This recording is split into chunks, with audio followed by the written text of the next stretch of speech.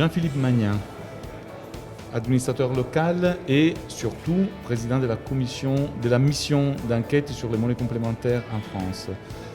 L'État français donc s'est aperçu des potentialités de cet instrument tout à fait nouveau qui sont les monnaies complémentaires. Quelle est votre vue sur les phénomènes d'après 6 mois désormais d'activité de la mission? Alors, ce qu'on peut dire, c'est que si le gouvernement français a lancé cette mission, c'est parce qu'il s'est rendu compte qu'effectivement, il y avait un potentiel en émergence en France. Et un potentiel des monnaies locales complémentaires qui a émergé après la crise financière 2008-2009, fin 2008-2009, donc en réaction à la crise. Des citoyens, dans un premier temps, se sont rassemblés, puis après des entreprises, puis après des citoyens et des entreprises pour faire émerger des projets de monnaie locale sur les territoires en France.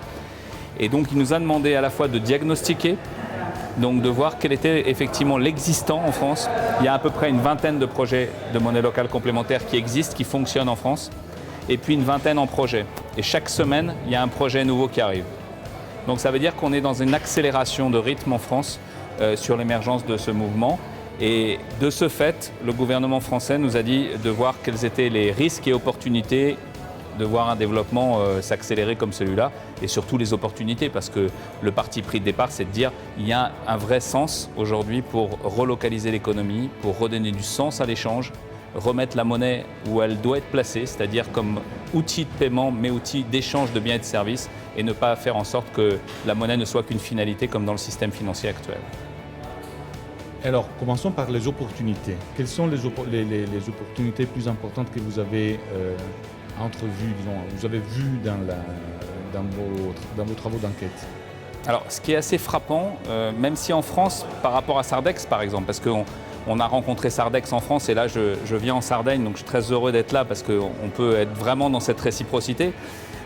On a très peu de monnaies locales qui ont un volume d'échange en euros ou en monnaie locale en tout cas, en équivalence aujourd'hui du niveau de ce qu'on peut trouver à Sardex. On a des monnaies locales qui se développent très vite, comme par exemple celle du Pays Basque qui s'appelle l'Eusko et qui, comme par hasard, comme Sardex, a une identité régionale, historique, culturelle très forte. Donc les échanges sont très riches et permettent justement à cette monnaie locale de se développer très vite. On a dans la région Midi-Pyrénées ou sinon une monnaie à Toulouse qui se développe assez vite. Et ce qu'on voit à chaque fois, c'est que c'est la mobilisation à la fois de citoyens, de collectivités locales et d'entreprises qui est le gage de la réussite des monnaies locales en France. Est-ce qu'il y a aussi la nécessité de nouer ensemble, disons, les mobiles politiques citoyens avec les mobiles économiques, c'est-à-dire l'efficacité économique d'une part et la capacité des monnaies locales complémentaires de renouer et de relancer la construction du lien social?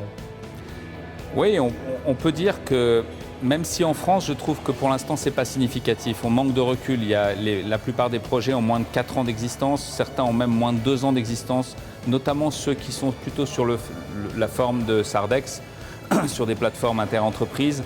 Même si Sardex va plus loin, en France, on voit bien que le modèle VIR, le modèle suisse, a été reproduit dans certaines villes, mais pour l'instant a du mal à se développer.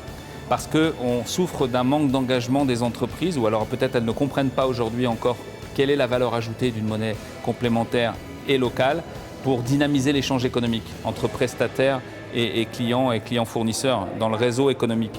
Et donc la dynamisation du réseau économique aujourd'hui, notamment dans ce que fait Sardex, devrait être un modèle pour nous et ailleurs en Europe, je pense, pour montrer qu'aujourd'hui il peut y avoir une valeur ajoutée pour le monde économique à utiliser une monnaie complémentaire. En plus des prestations ou aujourd'hui des actions qui sont menées sur les territoires, Sardex montre qu'avec la monnaie complémentaire, ça dynamise l'échange économique. Vous avez évoqué justement la perspective européenne.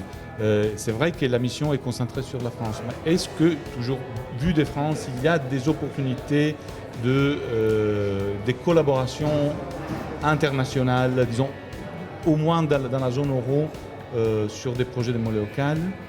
C'est souhaitable parce que si on reprend la raison de fond de développer des monnaies complémentaires et territoriales, je vais dire, parce qu'elles peuvent être locales ou régionales, c'est parce que l'échange aujourd'hui en euros sur le marché d'échange au niveau mondial fait qu'il ne reste que 2 à 3% des échanges dans l'économie réelle. Et donc la zone d'échange aujourd'hui la plus pertinente elle est soit locale, soit européenne. Elle n'est pas que sur un territoire national. Donc on peut penser qu'un modèle européen de monnaie locale complémentaire est important. Et l'action européenne DigiPay for Growth, qui est aujourd'hui présente à Sardex, va nous permettre, je pense, de peut-être optimiser les échanges entre notamment l'Espagne, l'Italie, la France et l'Angleterre, pour voir déjà entre ces pays-là s'il y a moyen de coopérer. Il est clair que le fait d'inscrire pour nous dans la loi française la reconnaissance des monnaies complémentaires, ce qui est le cas maintenant et ce qui est formel depuis la fin du mois de juillet 2014, est pour nous une avancée très importante pour pouvoir s'appuyer dessus et y compris, pourquoi pas, suggérer une législation européenne. Les monnaies complémentaires sont normalement locales, mais donc la question de la taille optimale est une question importante. Sardex a l'ambition, et aussi ses répliques d'une certaine manière, ont l'ambition d'être des monnaies régionales. Qu'en pensez-vous de cette question ? Je pense que ce n'est pas seulement sur la question monétaire que l'échelon pertinent est l'échelon régional. En France, les régions ont la compétence du développement économique, de l'emploi, de la formation, de l'éducation. Il est clair qu'en matière d'aménagement du territoire, de dynamique des territoires, l'échelle pertinente, me semble-t-il, à travers ce qu'on a pu observer, c'est l'échelle régionale. Pour avoir un seuil suffisant de nombre d'entreprises, de PME, PMI, petites entreprises impliquées dans le réseau des monnaies locales, avec aussi la possibilité d'amplifier un mouvement local qui peut devenir régional, ou alors d'avoir une monnaie régionale qui soit basée effectivement sur un échange interentreprises, et puis des exemples locaux de monnaie plus locale en lien avec des réseaux citoyens. Ça me semblerait une cohérence en tout cas sur le plan territorial et de l'efficacité économique. Donc à la fois du citoyen, très local, proximité, et puis une échelle pertinente sur le plan du développement économique avec un ensemble d'entreprises impliquées au niveau régional. Il semble que c'est le modèle qu'on peut retenir aujourd'hui. Ça pourrait être le bon mélange, disons, des mobilités différentes. En tout cas, ça met de la cohérence. Et sur les territoires, aujourd'hui, on le voit dans d'autres pays d'Europe que la France, et que pour nous, dans notre mission, c'est une source d'inspiration sur ce qu'on va pouvoir proposer au gouvernement français. Merci Jean-Philippe Magnat. Merci à vous.